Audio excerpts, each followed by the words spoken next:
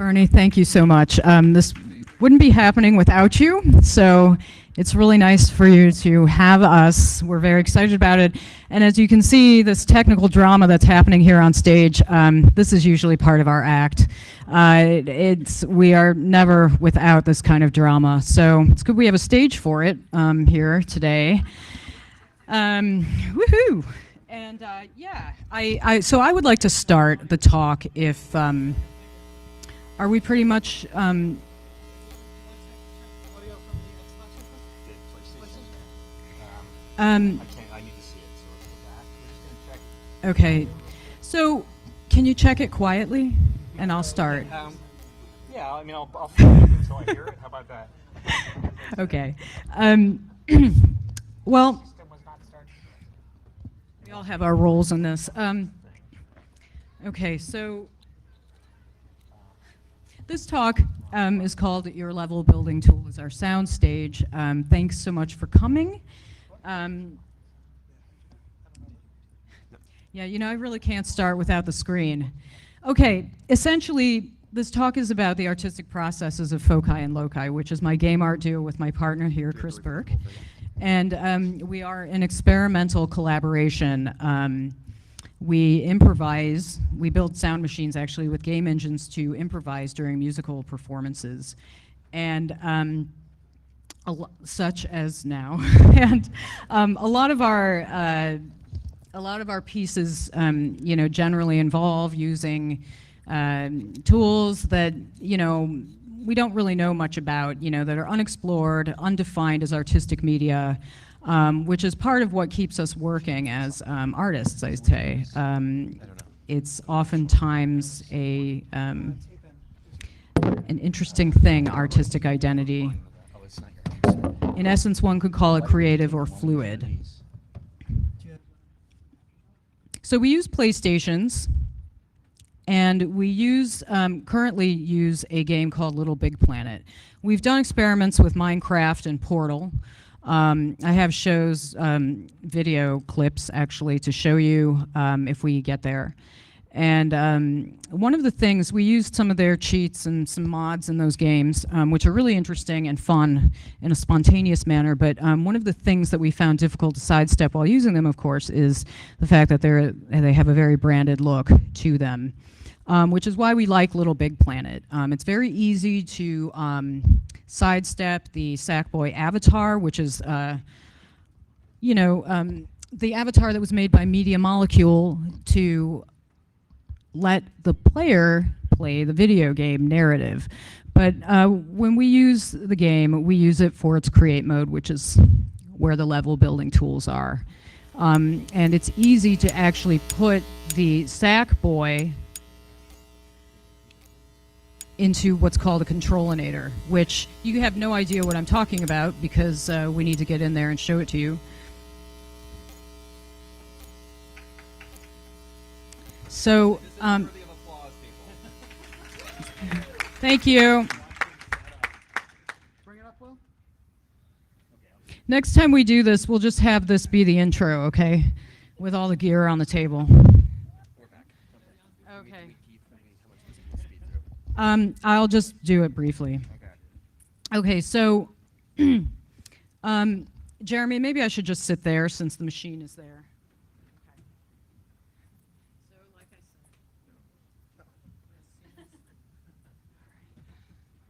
Dead? Wait, no? No, they're not. Yes. Okay. Thank you. Okay, so I already introduced the talk. Okay, so this is Foci and Loci. This is Chris and myself performing at the Brick Theater in 2011 at a festival called Gameplay Festival, which was about artists, presented artists who use video games and game engines in live performance. And now I'm going to show you a little bit of a clip of our work.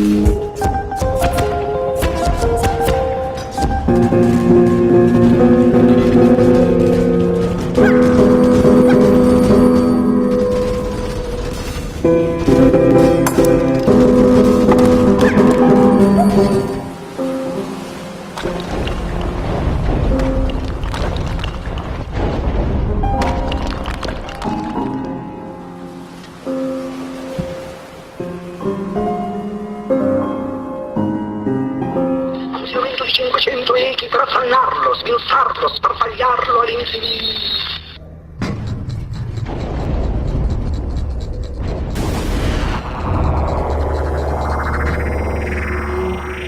Nel centro di quei punti, spiaccicati, altezza 50 km², balzare scoppi caldi.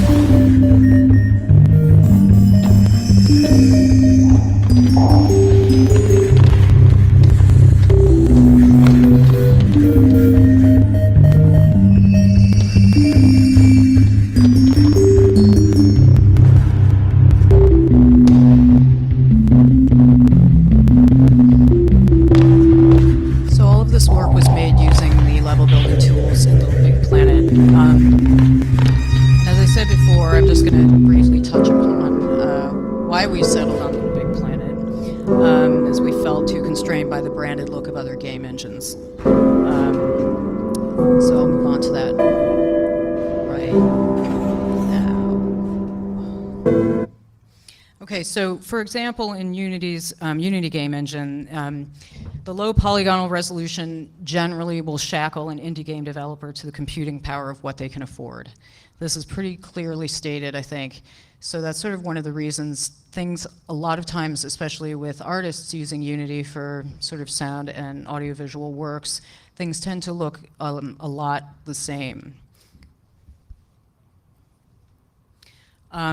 Or the Unreal Engine, which comprises the look of many Valve games, and which at its best has this no-clip cheat mode in Portal 2 that lets you actually fly right out of the map, which is really cool, and as interesting as the spatial abstraction can be to play with, it still reflects some of the iconic industrial look of the test chambers of the game, and not to mention the indelible crosshair in the center. And then, of course, Minecraft's iconic Lego aesthetic for 3D blocks, and the redstone circuitry, also wonderfully fun for spontaneous creation, but yielded nothing that we really felt like we could call our own, because the look is so identifiably clear. It was at the time, and is so much more now, especially since it's branded further into corporate territory. Okay.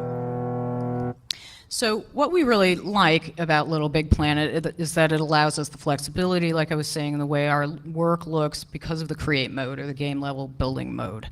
So we're able to redirect or remap our controls from the game buttons on the game controllers away from the Sackboy. By using this thing called a Controlinator, which is basically an emulation of the PS3 controller. That's our little Sackboy there that you see. And in the slide, he's hidden on the bottom there behind that purple microchip board there. Okay, so having given you a little background into the processes of Foci and Loci, I'm just going to briefly introduce our panelists, and then Jeremy will take over. So Chris Burke on the far left over there, whom I already mentioned, is my partner in Foci and Loci and has been an active game artist for 15 years and is known for his pioneering contributions in chip music and his award-winning machinima series, The Spartan Life. Jeremy, we're excited to be joined by Jeremy Pesner today, who's a multidisciplinary technologist. He's also the assistant director of the Music and Gaming Education Symposium as part of MagFest, which many of you are probably familiar with. I believe there are some MAG folks here at the conference this weekend. He's spoken about and demonstrated extensively on how to evaluate player experience in video games. And then this is me performing. My name's Tamara Yadao. I'm a multimedia artist, performer, and educator. And I essentially am an experimentalist. I like to experiment with conceptual methods of sound making or music making, and that includes repurposing antiquated forms of technology, gaming hardware, radios, transmitters, etc. Okay. So without further ado, Jeremy, would you like to give context for our work? Certainly. Thank you.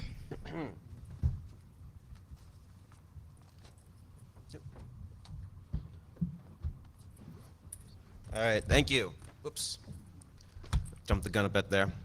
So my name is Jeremy Pesner, and I'll be talking about the brief cultural evolution of video game fandom.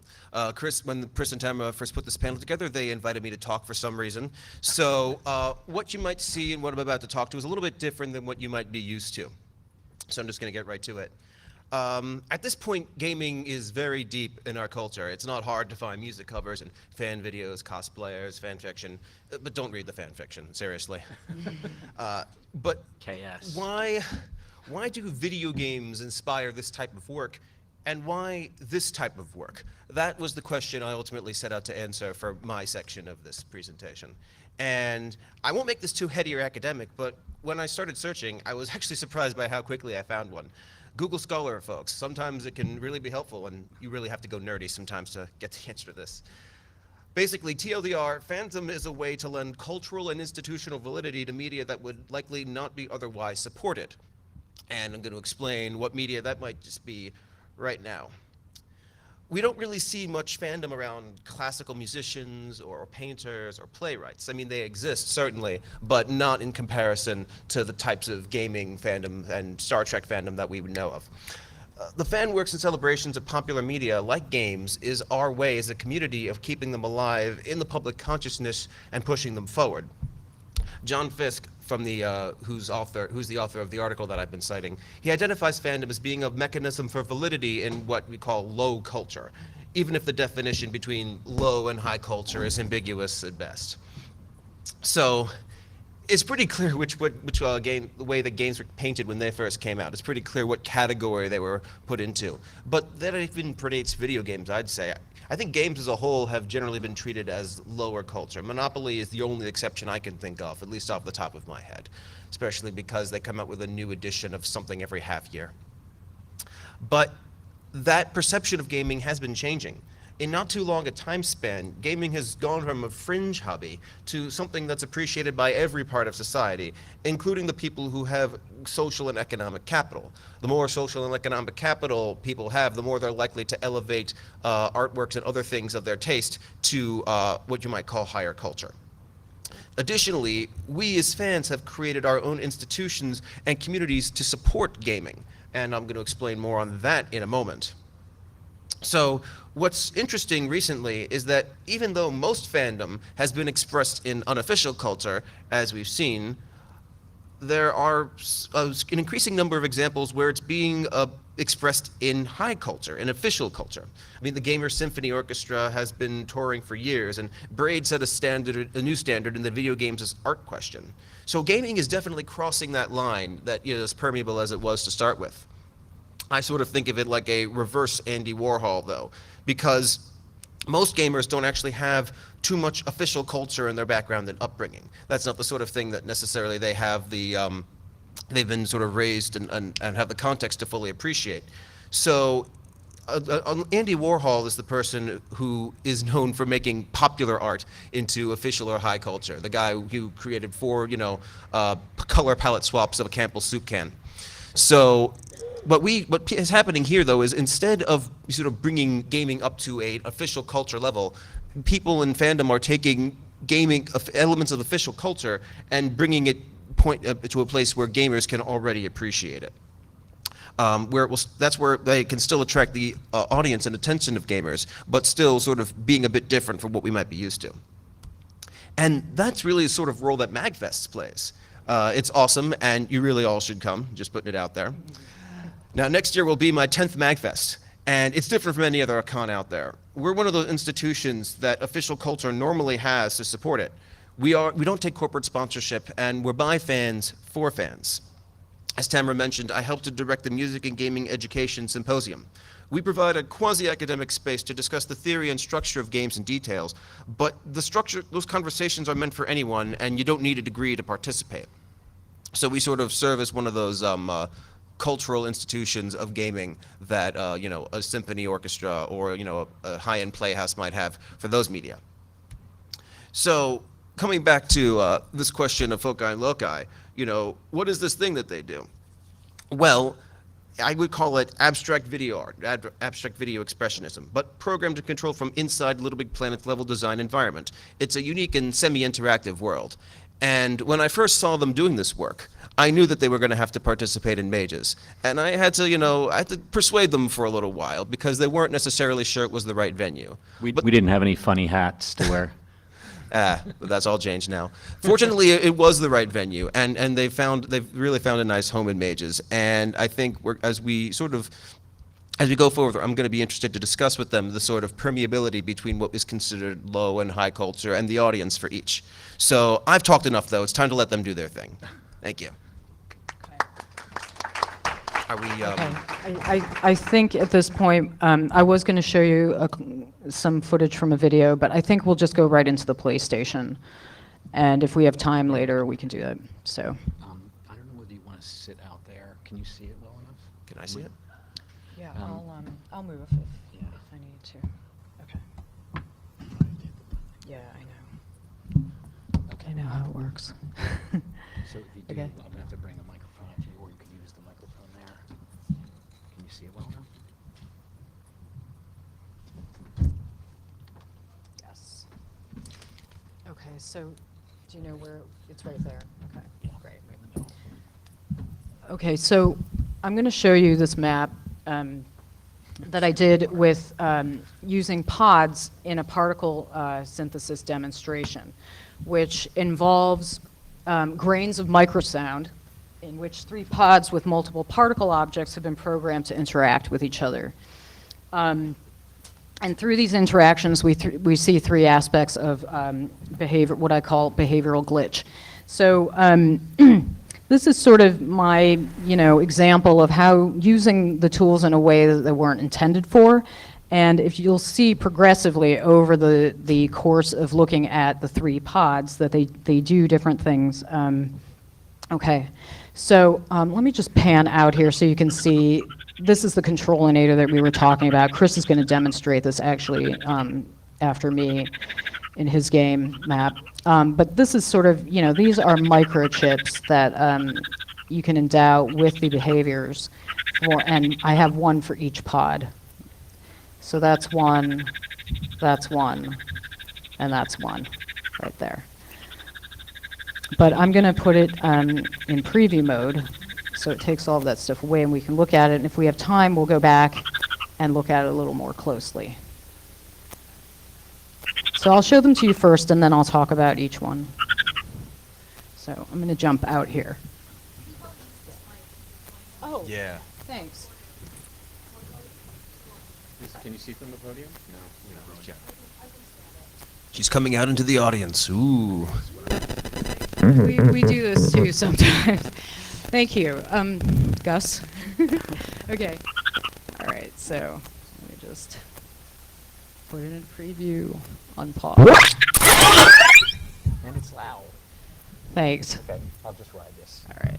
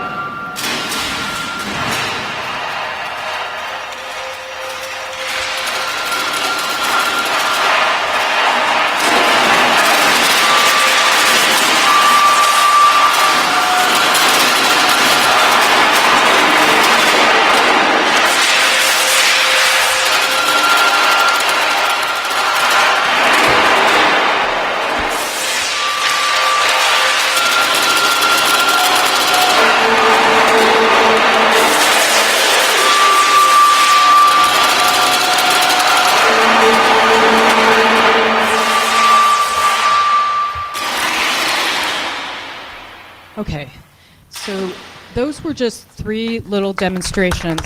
Thank you. I'll just return quickly.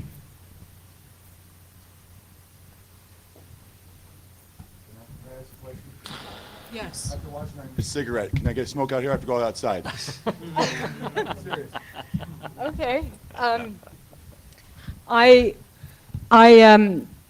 Wait, were you asking me for a cigarette? I just want to smoke because that was awesome. Oh, yes, and thank you. So basically, those were just sort of these 3 pods I made that sort of play with this idea of overloading the system through algorithmic means, where the objects, they interact with each other, and as they touch each other, they begin to behave differently. They can activate physical changes in the material, the characteristics of their material, and adding the water was just sort of like adding another complex element, to an already chaotic system. So, the first one is just sort of like an example of like some of the glitching, the sound. Obviously, clicking is really indicative of overloading a system, as a lot of electronic musicians know when they overload their CPUs. And then the second pod was more about how the valencies work, or the attractions between these objects work. And some of them, I have to tell you, some of that programming I really did not intend for. They just sometimes if you saw 3 or 4 of them just kind of bonding and kind of like shaking out of control. That's sort of an emergent behavior, I think, that came out of just, putting those specific behaviors onto the microchips. I think the force chip, which propelled the motion, every time I hit the X button, the particles would sort of like bounce around in the air from just a propulsion that was created by a chip on their programming. And then the fourth one was just really straightforward, just full overload, see what I could do. And, it is kind of subtle, but, the glitching out is really, the frame rate was really dropping a lot. It was kind of cool to see all of those little objects too, after, like, really satisfying for me at the end of it all. But that, is essentially just the basis. It's just a very basic example, I think, that's pretty straightforward when it comes to this idea of like kind of trying to do glitchy things or messing around with the environment or pushing the tools. So I think, Chris, I think it's time. Oh, okay. Yeah, thank you. Would you, before we switch back, could you, actually, I'll do it. Oh, okay. I'm just going to load my map so we don't have to wait later. Okay. I could show the Flotrillium while you're doing The video? that. Uh-huh. Yeah. Oh, well, let me just get it loaded. Let it start loading. Okay. Are there any other questions at the moment, since we sort of need these little... Can I ask gaps. Yes, yes. Are you familiar with Blab? No. Blab.im? Mm-mm. So anybody here know Blab? I don't work with an investor. I just use the tool. It's like you're on YouTube but live streaming, and then if you hit props, little hands, it shows a little icon, a little circle, right? The other day I was doing it. I think it'd be funny if they could be bouncing around just like that and hitting each other, and then you could create almost like marbles hitting each other in almost like an ionic level of chaos. Oh, cool. Well, I will definitely have to check that out. Thank you for the suggestion. You said blab.im? Sorry to interrupt. Yes, no, not at all. Okay, thanks. So we're gonna play this now. How do you feel like the constraints influence your creative process, like relative to using another tool? Like, I know some people use Max MSP for somewhat similar things. Yes, we like constraints a lot. And in fact, it's interesting that you mentioned Max MSP. I know some users would probably argue with this, but I kind of feel like it is sort of like Max MSP, for video games in a way. I mean, that's what we like to call it. Except that it's almost entirely proprietary. Right. That's a pretty big except. Yes. But was developed so deeply that, you can really put things together. And I think even in Max MSP, if you stuck to really simple objects, you could still create some pretty interesting emergent behaviors because it gets out of control at some point. And the nice thing about being an artist when you're trying to program this stuff is that you know just enough to get the job done, and then you let the machine take over. Right. For It does things context. that you never expected. For context, Max MSP is a piece of software that can deconstruct elements of audio and video, and you can link them up in very interesting ways. Oh, We're right, ready to thank you. play this? Yeah, do you want to show? Just show, so this does actually have the sack boy in it, even though we don't really use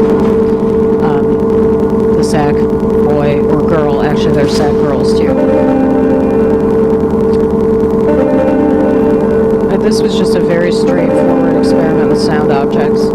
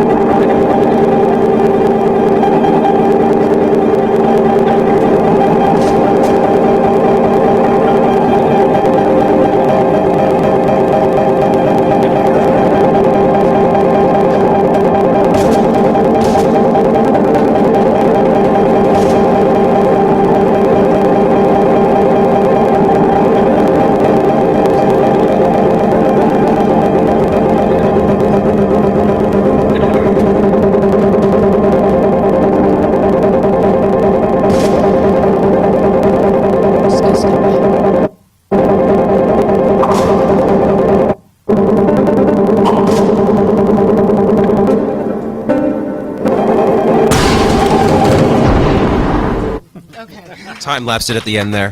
You gotta have the explosion. Yeah. You ready next? Can I sit there, John? Yeah. Can we switch? So Matt, what? So there's obviously a bit of overlap, actually probably amongst all three of us. Tamara and I work together, so we have a lot of the same interests. I'm going to talk a little bit about, since it's a hackers conference, talk a little bit about hacking game engines very briefly. And just, I don't want to do like a history here. I've done it before. It's not that interesting to me anymore, but I mean, just to give you a little bit of perspective, to create context for what we do now.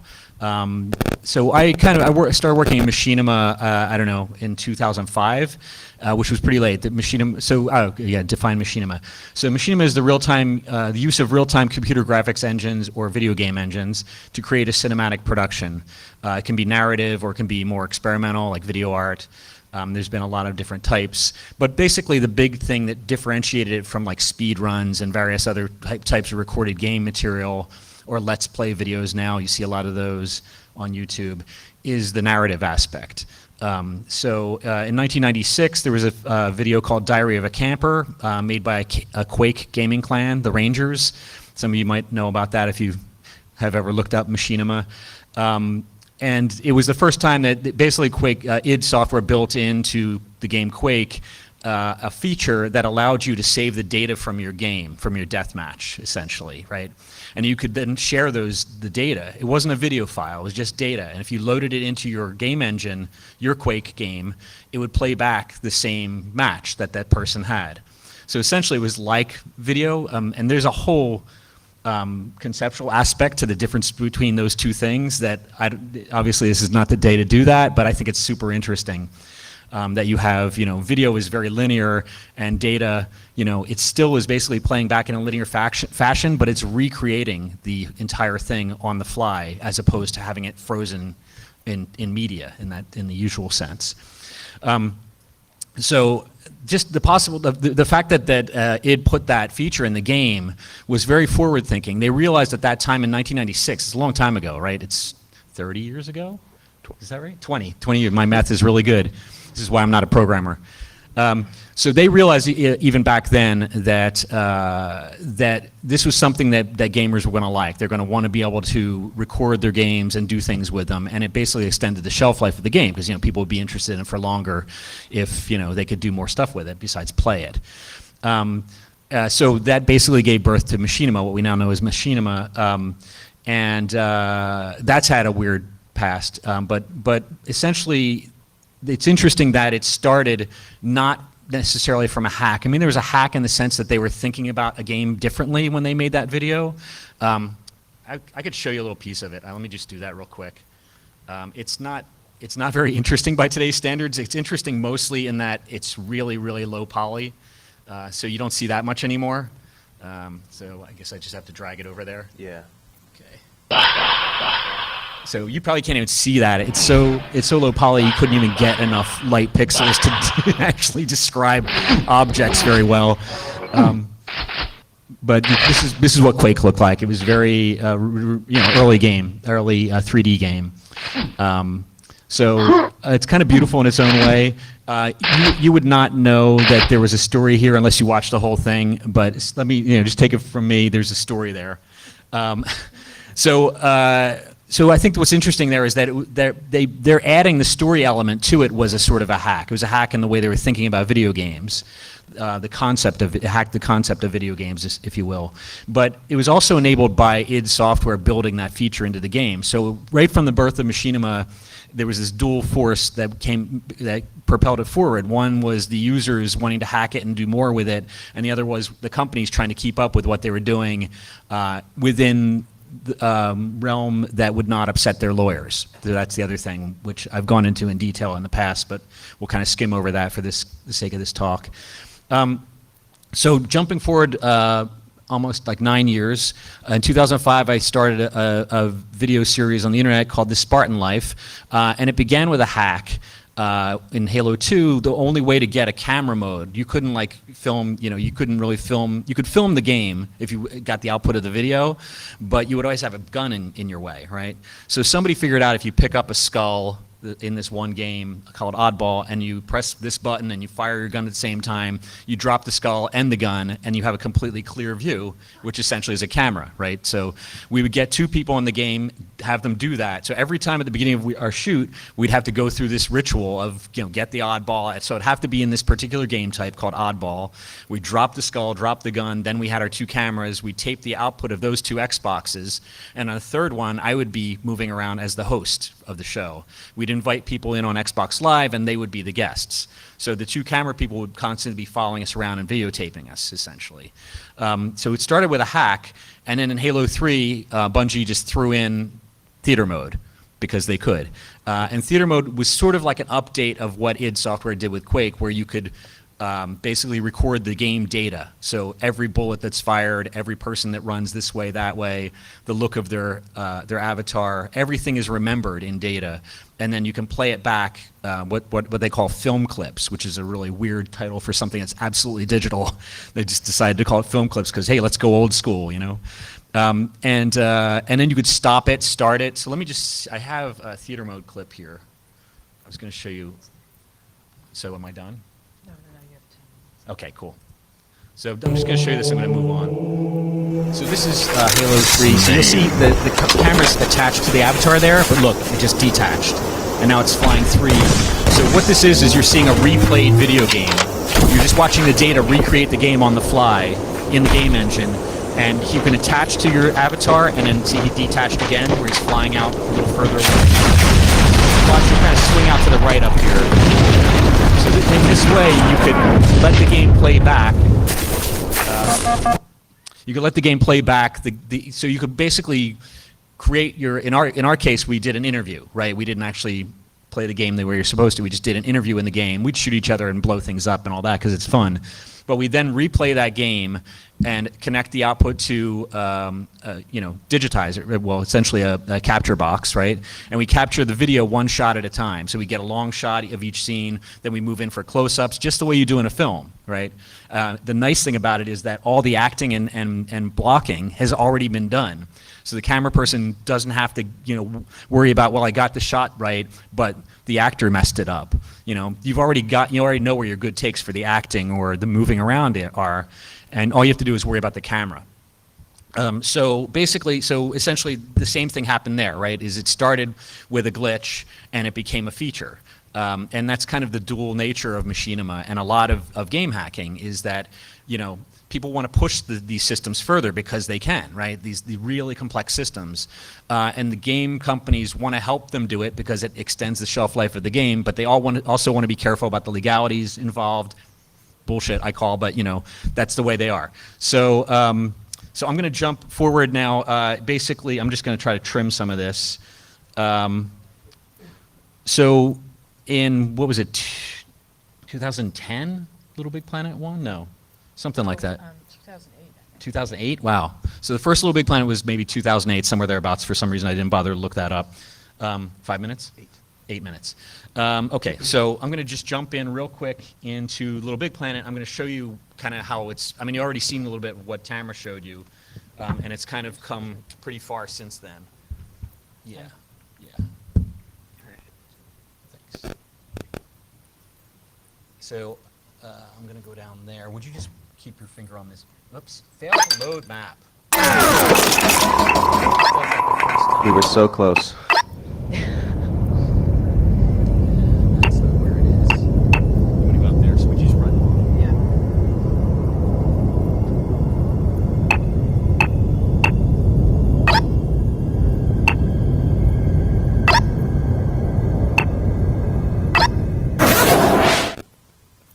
Okay, I'm back. So this might take a few minutes to load. It's a very, very big map. So one of the things, first I should tell you what this is. You're going to see.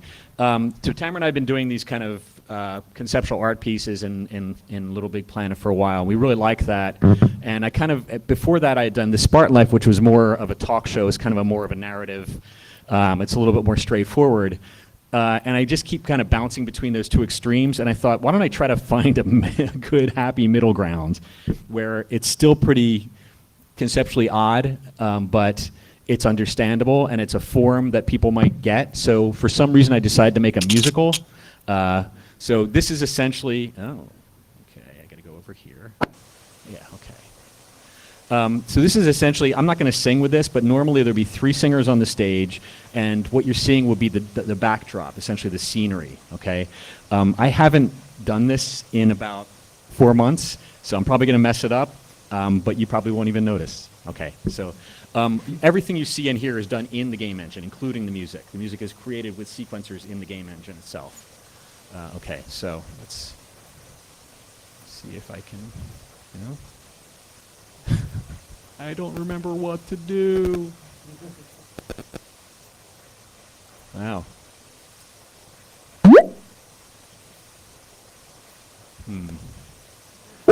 I'm sure there was something I was supposed to do here. I'm probably not in the controlinator.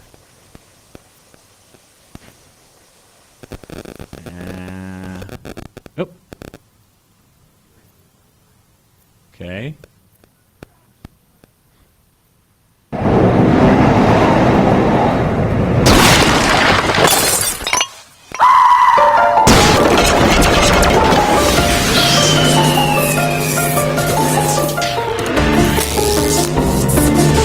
Prep a little bit.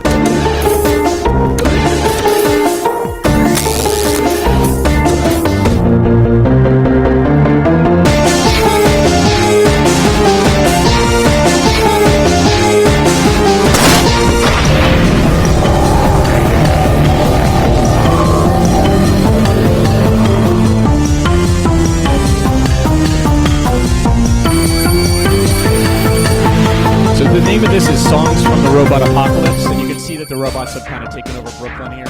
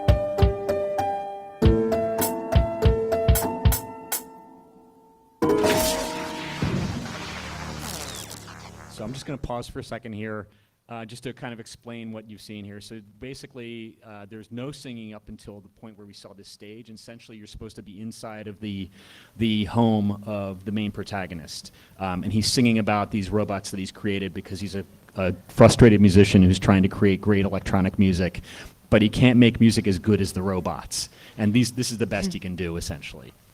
All right, so I'm not gonna add anything else. We'll just kind of go through the rest of this.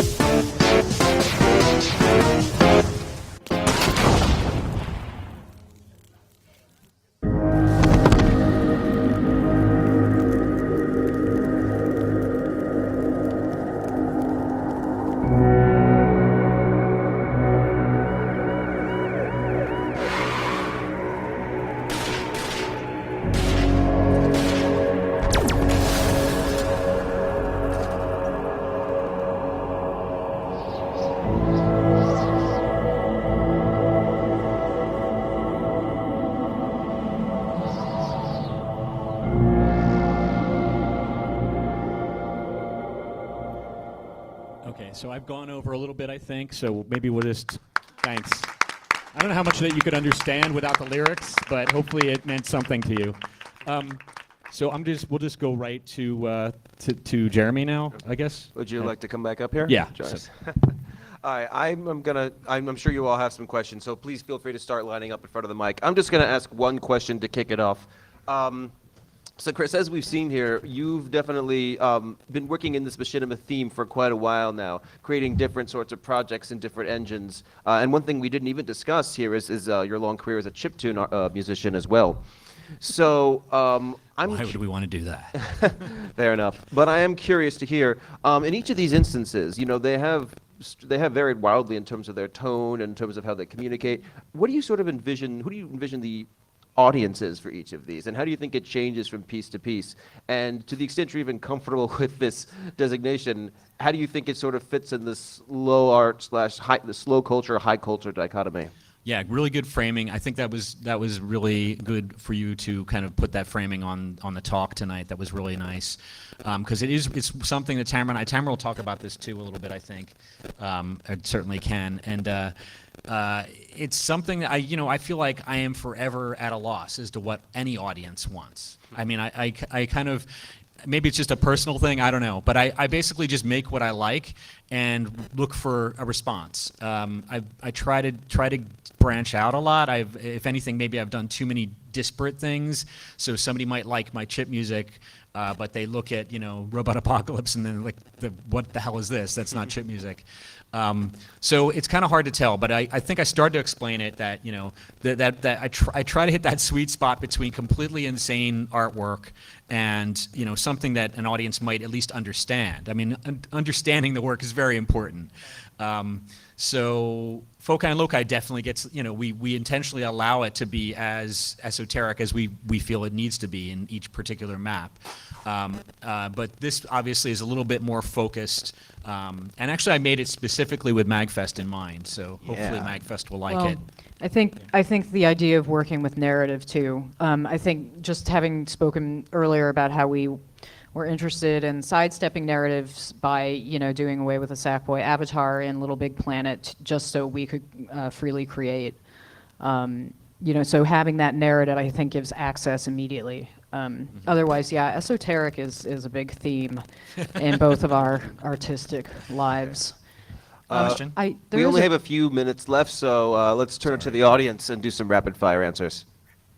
Sorry, folks. I guess, I don't know if this is ready for a rapid fire answer, but I guess my question, the art's amazing, and so something important about art is preserving it, right? And keeping it around so people in the future can see it. And we do this really well with sort of, sculptures in museums right now. But I guess I'm curious about how you guys are thinking about preserving this for the future. What are the museums of the future going to look like? How are they going to display this work? Well, that's a very good question. Thank you. I mean, currently, video art in general is sort of an issue when it comes to how should it be sold, how should it be displayed in museums, archived. I mean, we can't really sell these works. We haven't tried yet, but we haven't even spoken. I guess we have spoken to Media Molecule maybe about trying to get some of our work out there, and they think that what we do is interesting. Media Molecule being the initial developer, but I don't actually really know. We do perform it mostly. We haven't made DVDs yet, but we were actually thinking about that, right? Yeah, if I can just jump in really briefly, I think that preserving this in video is one thing that we definitely do, but as you can see, it's just not the same. I mean, I don't know how much you could see what Tamara and I were doing the controllers, but this is very performative work. I mean, I messed up a bunch of cues in that last thing. When the toaster was blowing that dude away, it was supposed to destroy that last wall. I didn't hit the tag sensor in the right angle, and it just didn't destroy the wall. So it really is kind of a very focused performative type of work. So the only way to really preserve it correctly would be to make it, playable on some other platform that exists beyond the PlayStation. Which, good luck with that. We have time for maybe one or two more questions. So I think you got to one of mine. When you showed the 3 pods in the beginning of your presentation, you're saying those 3 pods combined to create what we saw on the screen afterwards, and you were controlling it with a some kind of control, or do you have to write code to do this, or what? Oh, right. Yes, there were 3 pods that behaved differently with 3 different sets of particle objects. And I was showing sort of the results of playing each pod. And I was playing it with this game controller. And the controls of these buttons were actually mapped to objects in the Little Big Planet level building toolkit, which unfortunately we didn't really get to show today. But if you look online and you look up Little Big Planet level building tools, it'll show you an array of sensors and various microchips and other behaviors that you can program into these objects that you can build with materials. Does that make sense? Yes. We get our last question. Shoot, I kind of have 2, but maybe they can be kind of short. One of which is, how long did that take, Chris? The pods look slightly simple to make, but and the other one is just like, what is your favorite weird little feature or affordance or property to play with, each of you, within Little Big Planet? Really quickly, that took, I don't know, I've been working on that piece. I probably worked on it for about 8 months, that particular thing I just showed. Obviously not consistently. I work for a living. I don't get paid for this work generally. I get to travel and stuff. But favorite, I mean, let me draw a dichotomy between that work, which is really kind of 90% perspiration, and the foci and loci work, which is more about we think about it and we can conceive of something we think might work in an interesting way. We allow it to break. We allow it to do this other stuff. It's still really hard work, but there's a bit more of a reward in a sense of you're surprised by it every time you play it. Mm-hmm. Yes. You have a favorite thing? I would say the tag sensors, which will transmit signals based on player proximity or object proximity, tags and tag sensors. Yeah, so programming, the question was before, do we program any of this?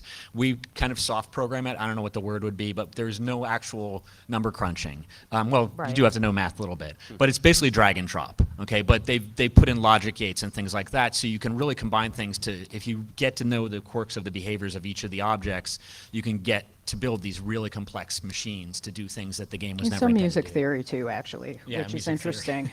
Right. Mm-hmm. Okay, what do you think? Gus, is that satisfactory? Well, I'd love to see you. I haven't seen you yet, so let's talk more. All right, I think that's it. I think that's our time. Thanks very much, Thank you, everybody. Thank you. And thanks so much to the tech crew for pulling us together Yes. like at the last minute there. It was great. Really appreciate Yes, thank you so much. it. Maya and Andrew and everybody else and Bernie.